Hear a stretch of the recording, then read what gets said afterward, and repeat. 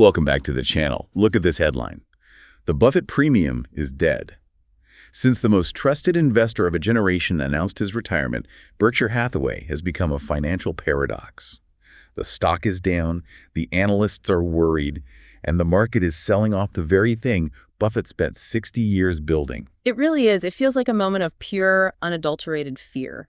But here's a crucial question, the one that defines your investment decision.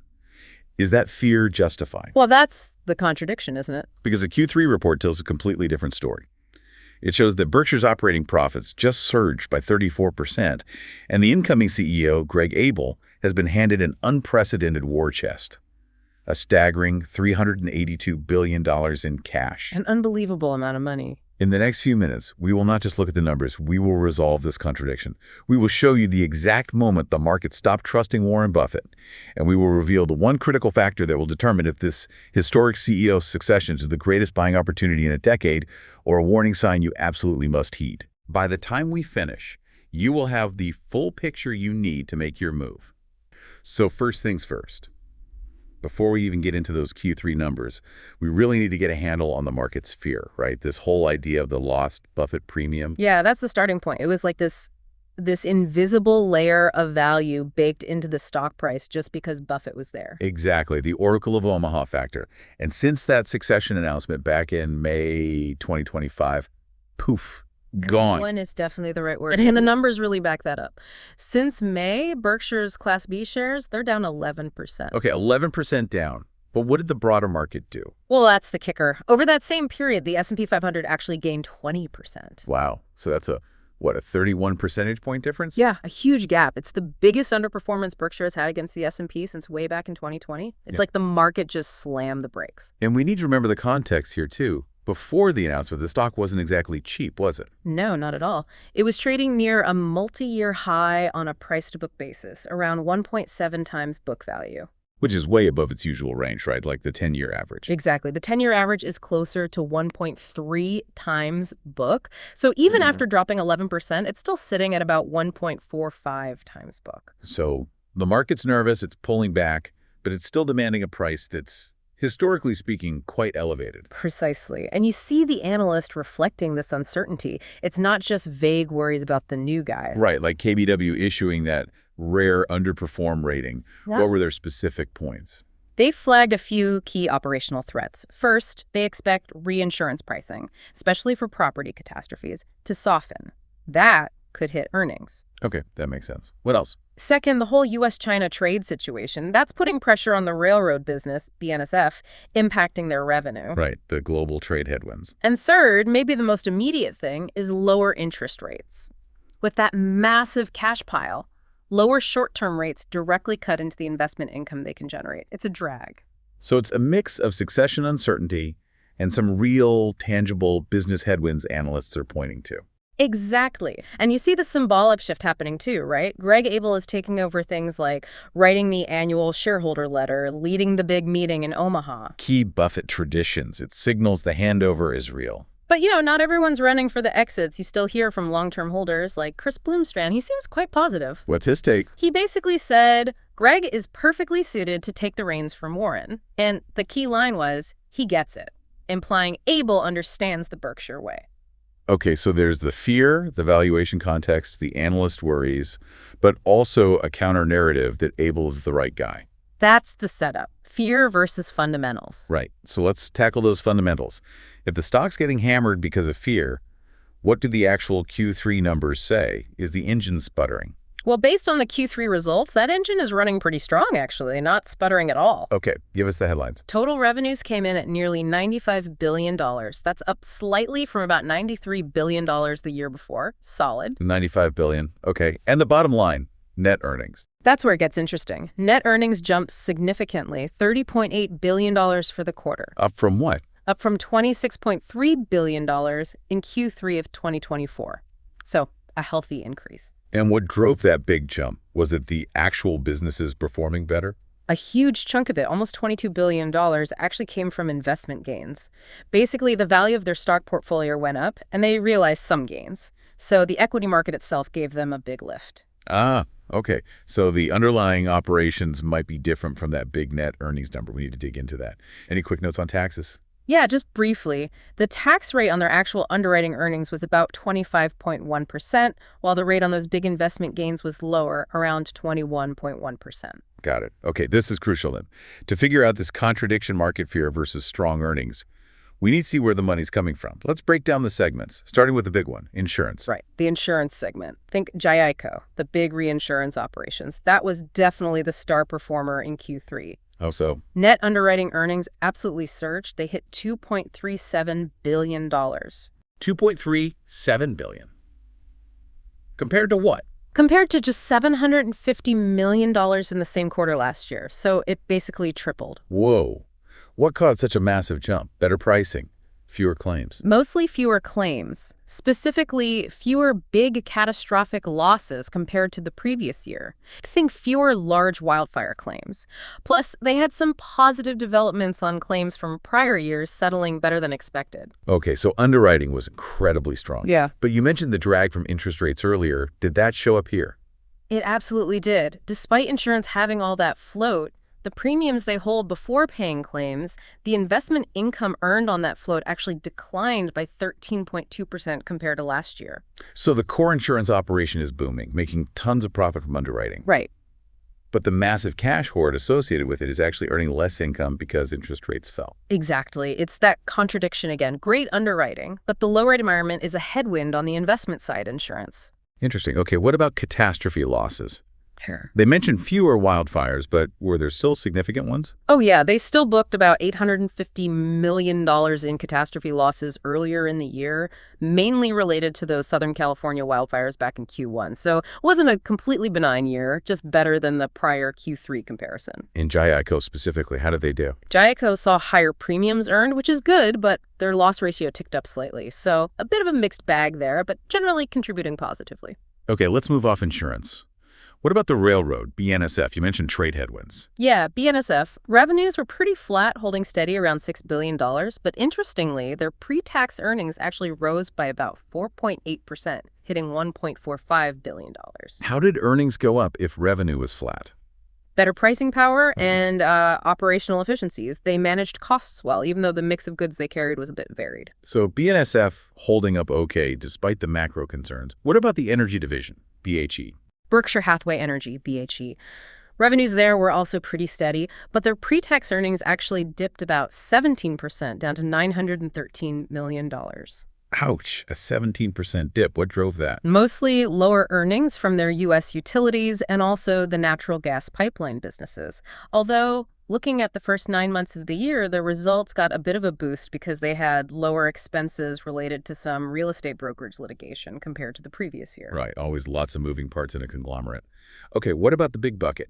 Manufacturing, service, and retailing. That covers a lot. It really does. Everything from Clayton Homes to Dairy Queen to Fruit of the Loom. Overall, revenue in this huge group increased modestly to $54.7 billion. And earnings. Pre-tax earnings improved nicely, hitting $4.72 billion. Any standouts or weak spots within that? Well, Clayton Homes, the housing manufacturer, saw revenue grow about 5%. That's pretty solid. And consumer products. Kind of mixed. They saw some declines in apparel and batteries citing softer demand, but footwear, leisure vehicles like RVs and toys actually saw gains. And the retail side, like the car dealerships. Retailing revenues overall grew 2.7%, and yeah, that was led mainly by auto sales. Okay, makes sense. And quickly, what about Pilot Flying J and McLean, the distribution company? Right, Pilot, the truck stop chain they fully acquired, its revenues actually declined, mostly due to lower fuel prices and maybe slightly lower volume. Earnings there took a big hit in Q3, down significantly, something like 107.8%. Wow, okay. And McLean? McLean saw small increases, mainly just passing through inflation in their pricing to customers. Pretty marginal stuff. Got it. Last piece. Corporate and other. Anything notable there besides the cash pile? Well, related to the cash pile, corporate investment income increased. That came mainly from dividends paid up from the subsidiaries and, crucially, reinvesting all that incoming cash into short-term treasury bills. It really highlights their focus on liquidity and safety right now. And wasn't there a Kraft Heinz write-down somewhere recently? Ah, yes, good point. That was actually back in Q2, but worth remembering. They took a $3.76 billion non-cash impairment charge on their Kraft Heinz shares. A big hit on paper. Okay, so stepping back. Insurance is the powerhouse driving underwriting profit. Rails and energy are mostly stable with some puts and takes. Manufacturing retail is chugging along okay. But the defining feature seems to be this intense focus on liquidity, right? Piling up cash. Absolutely. That's the big takeaway leading into the next point. It all leads to cash. The machine, while having some friction points like BHE or Pilot, is fundamentally healthy and throwing off enormous amounts of cash. Which brings us to the single most talked about number, the record cash pile. $382 billion. As of September 30, 2025, it's an unprecedented amount of dry powder. That's the gross figure, right? Are there any immediate claims on that? Yeah, it's the gross number. You have to note there's about $23 billion in sort of payable charges related to holding all those short-term treasuries, but still, the net usable amount is staggering. How on earth did they get that much cash? I mean, the businesses are profitable, but $382 billion. It wasn't just profits piling up. It was a very deliberate strategy, what you could call the 3-year sell streak. Selling stocks, you mean? Exactly. For the third year in a row, Berkshire was a net seller of equities. In Q3 alone, they sold off another $6.1 billion worth of common stock. And cumulatively over those 3 years. It adds up to about $184 billion in net equity sales. They were actively, consistently moving out of stocks and into cash. Hoarding capital. That's a huge strategic choice. And it wasn't just selling stocks, right? And what about buying back their own stock? Another piece of the puzzle, the buyback drought. For the 5th quarter in a row, 0 share buybacks. 5 quarters with no buybacks, even after the stock dipped post-succession announcement. Correct, which sends a pretty clear signal, doesn't it? It suggests that even with the stock price falling, Buffett and his team didn't see it as significantly undervalued relative to their other opportunities, or perhaps relative to the cash they preferred to hold. So, hoarding cash, avoiding buybacks, it paints a picture of extreme caution. Yeah. Or maybe waiting for a huge opportunity. Or both, which leads directly to the future and the first big sign of what might come next. The Abel deal. Right, the Occidental Petroleum deal.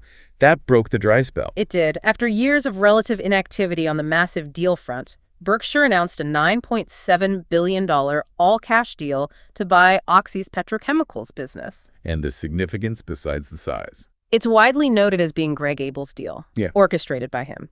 It's the first major signal we have of his willingness and approach to deploying that mountain of cash. And notably, it's for a large, real operating asset, not just buying stocks. Okay, so that deal might be a template for the Abel era, deploying huge sums into operating businesses. It certainly suggests that possibility. Now let's tie this back to Buffett's preferred metric. Forget net income with all the investment swings. What about operating profit? Good point. How did that look in Q3?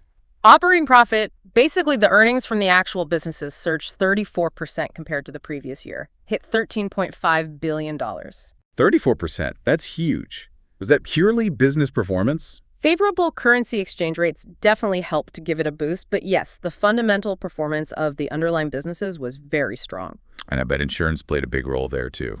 Absolutely. As we discussed, the underwriting profit tripled over the past year to $2.4 billion.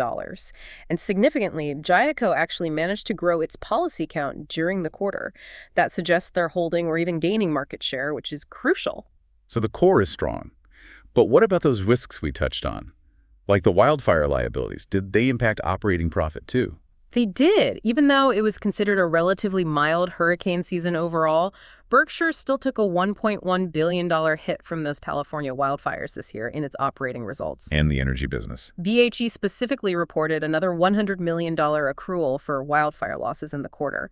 And you have PacifiCorp, part of BHE, still facing lawsuits from a big fire back in 2020. So those liabilities are real and ongoing. It's a persistent risk factor baked in. Yet, despite all this selling of stocks, the value of the remaining holdings still went up. Yeah, it's kind of amazing. Even though they were net sellers to the tune of $6.1 billion in Q3, the total market value of their stock portfolio actually rose to $283 billion by the end of the quarter. How did that work? Simple appreciation.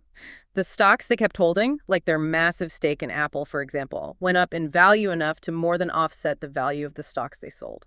Okay, so let's try and connect all these dots for the listener. We've got market fear, a falling stock price, but then Q3 results showing strong operating profits Right. driven by insurance, alongside this gigantic growing cash pile from selling stocks. Exactly. And what the Q3 report really confirms, I think, is that your investment decision here boils down to one core truth.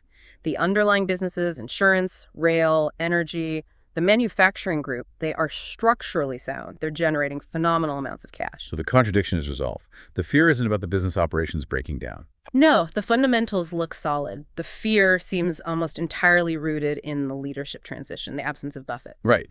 That $382 billion cash hoard means the operational risk, the risk of the businesses failing, seems relatively low right now. But the managerial challenge, the risk associated with deploying that cash wisely, is incredibly high. You've nailed it. The future return you might get from Berkshire seems almost entirely dependent now on Greg Abel's skill. Can he allocate that record-breaking capital effectively? Can he do it shrewdly, maintaining that value focus we saw perhaps in the Occidental deal? The cash is a certainty. The quality of the future deals is the big question mark. Precisely. So for you, the listener, the crucial question is weighing that certainty, the undeniable massive cash flow generation, against the perceived uncertainty surrounding the leadership, the loss of that Buffett Premium, which is clearly what's been driving the stock price down. It leaves us with a really interesting final thought, doesn't it? Considering that record cash and Buffett's extremely conservative 3-year selling spree leading up to this, is the market right to be so fearful about Buffett's absence? Or is the real risk perhaps the opposite? What do you mean? Could the risk be that Abel, with all this pressure and scrutiny, plays it too safe with that capital? Maybe he focuses only on giant, stable, but potentially lower return deals and misses the chance to really capitalize if parts of the market become deeply undervalued, like maybe even Berkshire itself. That's a fascinating question. The risk of being too conservative versus the market's fear of recklessness. It perfectly frames the dilemma. And just before we wrap up, the necessary reminder. We are not certified financial advisors, and this content is only for educational purposes. If you are considering making any investment decisions, please consult a certified financial advisor.